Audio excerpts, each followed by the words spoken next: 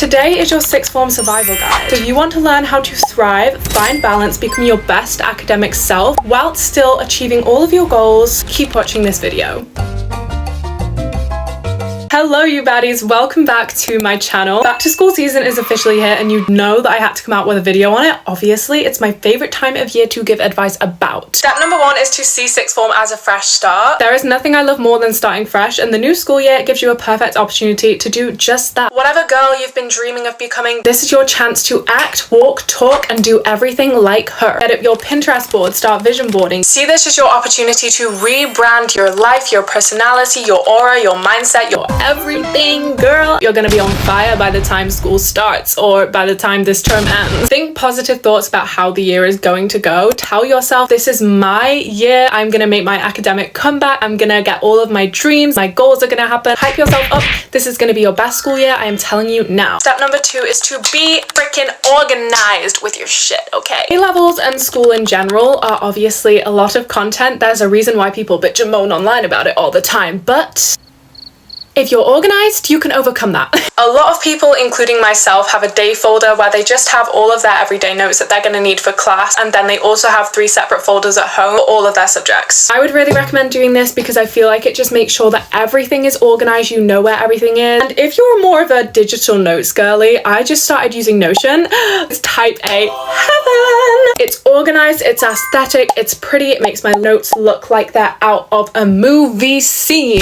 If you like taking digital notes, I would really recommend Notion. Number 3 is to revise consistently throughout your time. Don't try and cram your revision all into one night. That is stupid. That is not what we are doing this year. We've all been there. Let's not start the cycle again. Personally, my sixth form had so many exams throughout the year that we kind of had to be revising everything anyway. But if your school doesn't do that, just make sure that you are going over your flashcards, you have all your revision stuff ready to go, you are using your freeze productively. It's just going to save you so much time. Future you will thank you. So just think of the moment when you're overwhelmed with a load of work and you feel like you're between a rock and a hard place, and then there's you, as Chandler Bing likes to say. You'll be organized, you'll be ready, you'll be thanking yourself. Number 4 is to plan things with your friends. Listen to me when I tell you, rest is productive. Spending time with your friends is productive. Going out and doing things outside of school, talking about things outside of school is productive. Your mind needs a break from what it's constantly thinking and looking at and being around. And I know that when I go out with my friends, I come back feeling healed inside. My friends are so important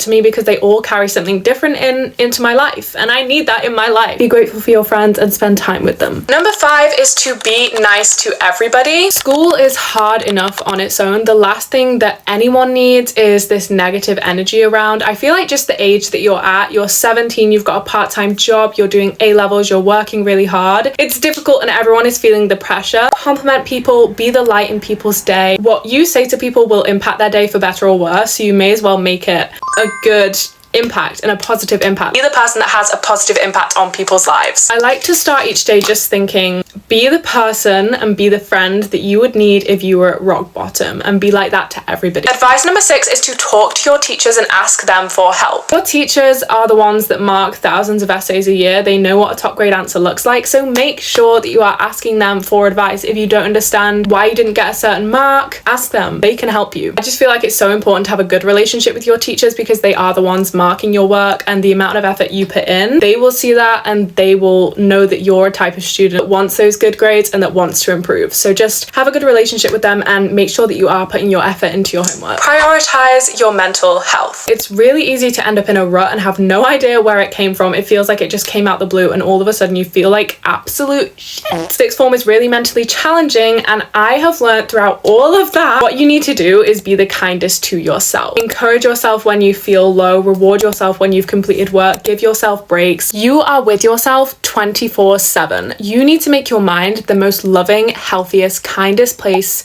to possibly be. You need to want to be in your own head. Have deadlines before the actual deadline. And what I mean by this is, if your teacher says, oh, have this in by 2 weeks time, like revise for this in 2 weeks, do it a week early. You are going to thank yourself so much. It's just going to free up your time so much more to focus on the things you actually want to be focusing on. Do things for your personal statement throughout the year. I feel like the personal statement is one of those things in sixth form and college that just kind of creeps up on you, and all of a sudden teachers are going, oh, you need to be like writing your personal statements now, and you're like Girl, what? So make sure that you're volunteering, doing your extra reading, entering essay competitions. Just do so much shit early on that it will be impossible not to write stuff in your personal statement. The next tip is to romanticize everything. And I mean everything. This is the biggest thing when it comes to feeling demotivated in your schoolwork. You start to feel like everything is really monotonous. I'm telling you now, romanticize your life. Romanticize the out of it, okay? Romanticize the notion of being educated, of having an academic comeback, of being the person that goes to the library or to a cafe and studies. Make your desk space really cute. Have a specific playlist for school. Do things that are going to make it so easy for you to be that student. It's literally written in the cards for you. When you act like your life is a movie, it's so much easier to be the type of person you want to be because you genuinely are just becoming that character. You're becoming that girl, okay? My next tip is an extra 10 minutes for a better 10 hours. It is perfectly okay and necessary to spend time pouring into yourself in the morning. And I'm actually taking time to make sure I look cute, I feel good, I smell nice, I've taken my shower,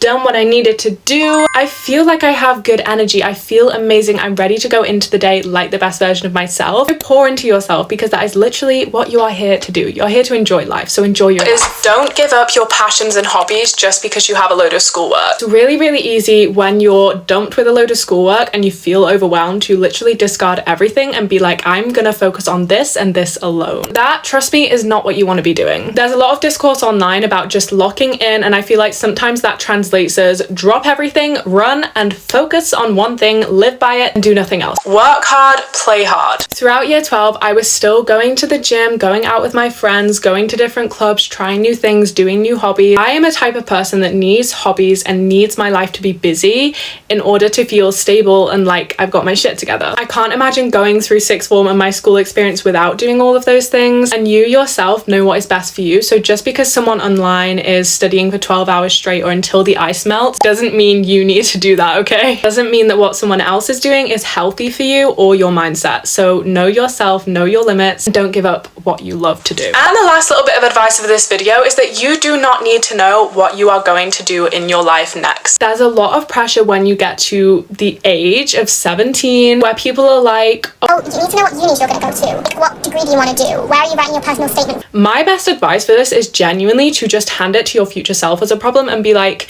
it's fine, she's going to figure it out. Because I swear that the more you learn about yourself and the older you get and the more time that passes, you start to realize what you want, where you want to go, what you're comfortable with, if you want to go and do something or if you want to go and do something else. So don't put a load of pressure on yourself. That's what I did. It didn't work. And then I realized, just hand it to my future self. It's a problem for later. It's all going to work out. And that is such a peaceful way to live, I'm telling you now. And that is all of my advice on how to absolutely ace sixth form. Love you. I believe in you. I am so grateful you are here. Now go be a baddie and become your best academic self this year. And don't forget to subscribe if you haven't already. I love you guys. Bye.